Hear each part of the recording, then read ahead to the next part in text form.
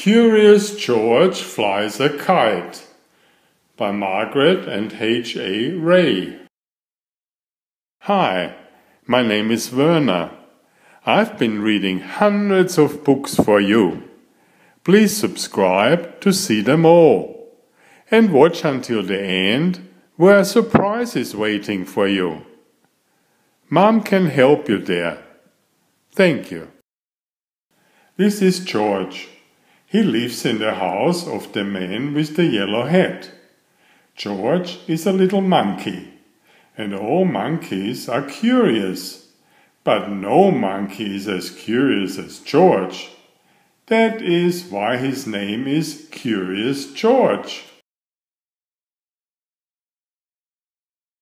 "I have to go out now," said the man with the yellow hat. "Be a good little monkey till I come back.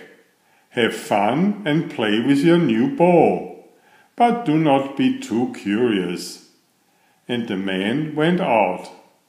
It was a lot of fun for George to play with the big new ball. The ball went up and George went up, and the ball went down and George went down.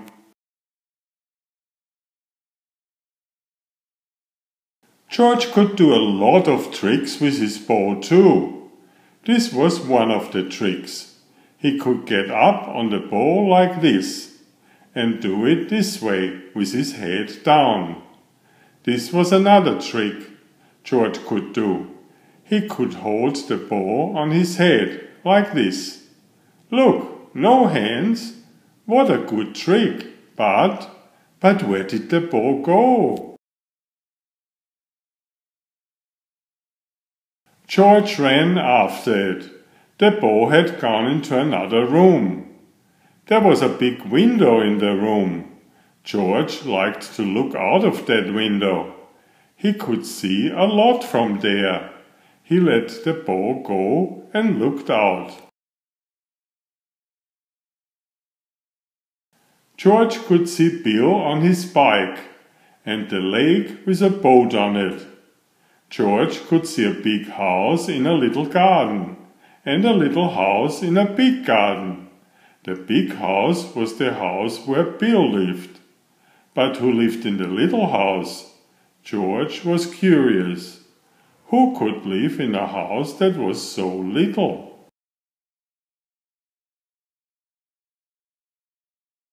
George had to find out, so he went to the big garden.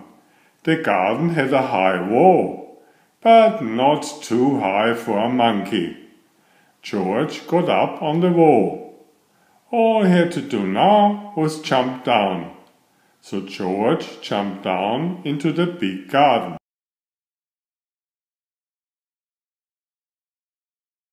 Now he could take a good look at the little house. And what did he see? A big white bunny and a lot of little bunnies. George looked and looked and looked. Bunnies were something new to him. How funny they were! The big bunny was Mother Bunny. She was as big as George. But the little bunnies were so little that George could hold one of them in his hand, and that is what he wanted to do. How could he get a bunny out of the house? A house must have a door to get in and to get out. But where was the door to the bunny house? Oh, there it was. George put his hand in and took out a baby bunny. What fun it was to hold a baby bunny! And the bunny did not mind. It sat in his hand, one ear up and one ear down, and looked at George, and George looked back at it. Now he and the bunny could play in the garden. They could play a game. They could play Get the Bunny. George would let the bunny hop away, and then he would run after it and get it back. George put the bunny down. Then he looked away. 1, 2, 3. The bunny was off like a shot. George did not look. Now he had to wait a little. 1, 2, 3, 4, he waited. Then George looked up. Where was the bunny? He could not see it. Where was it? Where had it gone? George looked for it here, and he looked for it there. He could not find it. Where was the bunny? It could not get out of the garden. It could not get up the wall, the way George could. It could not fly away. It had to be here. But it was not. The bunny was gone, and all the fun was gone too. George sat down. He had been a bad little monkey. Why was he so curious? Why did he let the bunny go? Now he could not put it back into the bunny house, where it could be with Mother Bunny. Mother Bunny? George looked up. Why, that was it. Mother Bunny could help him. George got up. He had to have some string. Maybe there was some in the garden. Yes, there was a string, and a good one too. George took the string and went back to the bunny house. Mother Bunny was at the door. George let her out and put the string on her. And Mother Bunny knew what to do. Away she went with her head down and her ears up. All George could do was hold the string and run after her. And then Mother Bunny sat down. She saw something and George saw it too. Something white that looked like a tail, like the tail of the baby bunny. And that is what it was. But where was the rest of the bunny? It was down in a hole. A bunny likes to dig a hole and then go down and live in it. But this bunny was too little to live in a hole. It should live in a bunny house. So George got hold of the little white tail and pulled the baby bunny out. Then they all ran back to the bunny house. George did not have to put a string on the baby bunny. It ran after its mother all the way home. George took the string off Mother Bunny and helped them back into the house. Then Mother Bunny and all the little ones lay down to sleep. George looked at them. It was good to see the baby bunny back where it should be. And now George would go back to where he should be. When he came to the wall, he could see something funny in back of it. George got up on the wall to find out what it was. He saw a long string on a long stick. A fat man had the long stick in his hand. What could the man do with a stick that long? George was curious. The fat man was on his way to the lake, and soon George was on his way to the lake too. The man took a hook out of his box, put it on a string, and then put something on the hook. Then the man let the string down into the water and waited. Now George knew. The string on the stick was to fish with. When the man pulled the string out of the water, there was a big fish on the hook. George saw the man pull one fish after another out of the lake, till he had all the fish he wanted. What fun it must be to fish! George wanted to fish too. He had his string, all he needed was a stick, and he knew where to get that. George ran home as fast as he could. In the kitchen he took the mop off the kitchen wall. The mop would make a good stick. Now George had the string and the stick. He was all set to fish. Or was he? Not yet. George had to have a hook, and on the hook something that fish like to eat. Fish would like cake, and George knew where to find some. But where could he get a hook? Why, there was a hook for the mop on the kitchen wall. It would have to come out. With the hook on the string, and the string on the stick, and the cake in the box in his hand, George went back to the lake. George sat down, put some cake on the hook, and let the line down into the water. Now he had to wait, just as the man had waited. George was curious. The fish were curious too. All kinds of fish came to look at the line. Big fish and little fish, fat fish and thin fish, red fish and yellow fish and blue fish. One of them was near the hook. The cake was just what he wanted. George sat and waited. Then the line shook. There must be a fish on the hook. George pulled the line up. The cake was gone, but no fish was on the hook. Too bad. George put more cake on the hook. Maybe this time he would get a fish. But no, the fish just took the cake off the hook and went away. Well, if George could not get the fish would not get the cake. George would eat it. He liked cake too. He would find another way to get a fish. George looked into the water. That big red one there with the long tail, it was so near. Maybe he could get it with his hands. George got down as low as he could and put out his hand. Splash!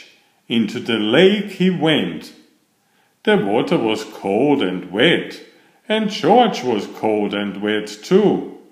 This was no fun at all. When he came out of the water, Bill was there with his kite. "My, you are wet," Bill said. "I saw you fall in, so I came to help you get out. Too bad you did not get a fish, but it is good the fish did not get you. Now I can show you how high my kite can fly," Bill went on. Bill put his bike up near a tree and then they ran off. They let the kite fly for a long time, till Bill said, "I will get the kite down now. I must go home, and you should too." But when Bill pulled the string in, the kite got into the top of a high tree. Bill could not get it down. "Oh, my fine new kite, I cannot let go of it. I must have it back," Bill said. "But the tree is too high for me." Down he came with the kite and gave it back to Bill. "Thank you, George, thanks a lot," Bill said. "I'm so happy to have the kite back. Now you may have a ride home on my bike. I will run back to the lake and get it. You wait here for me with the kite, but do not let it fly away." George looked at the kite. Then he took the string in his hand. He knew he could not fly the kite in this wind, but maybe he could let it go up just a little bit. George was curious. He let the string go a little, and then a little more, and then a little more, and then a little more. When Bill came back, there was no Kite and there was no George. "George," he called, "where are you?" Then he looked up. There they were, way up in the sky. Bill had to get help fast. He would go to the man with the yellow hat. The man would know what to do. "George is not here," said the man with the yellow hat when Bill came. "Have you seen him?" "George and my kite are up in the sky near the lake," Bill shouted. "I came to—" But the man did not wait to hear any more. He ran to his car and jumped in. "I will get him back," he said. "I must get George back." All this time the wind took the kite up and George with it. It was fun to fly about in the sky. But when George looked down, the fun was gone. He was up so high that all the big houses looked as little as bunny houses. George did not like it a bit. He wanted to get down. But how? Not even a monkey can jump from the sky. George was scared. What if he never got back? Maybe he would fly on and on and on. Oh, he would never be so curious again. If just this one time he could find a way to get home. Hum. What was that? George could hear something, and then he saw something fly in the sky just like a kite. It was a helicopter, and in the helicopter, hooray, was the man with the yellow hat. Down from the helicopter came a long line. George got hold of it, and the man with the yellow hat pulled him up. George held on to the kite, for he had to give it back to Bill. "I'm so happy to have you back, George," said the man with the yellow hat. "I was scared, and you must have been scared too. I know you will not want to fly a kite again for a long time. You must give it back to Bill when we get home." "Hooray!" Bill shouted when George came to give him the kite. "George is back, and my kite is back too." And then Bill took George by the hand and went with him into the little garden, and from the little garden into the big garden, where the bunny house was. "Here is one of my baby bunnies," Bill said. "Take it, it is for you." A baby bunny for George! George took it in his hands and held it way up. It was his bunny now. He could take it home with him. And that is what he did. Please subscribe if you haven't already. Thank you. Enjoy my new series Oliver and Jumpy.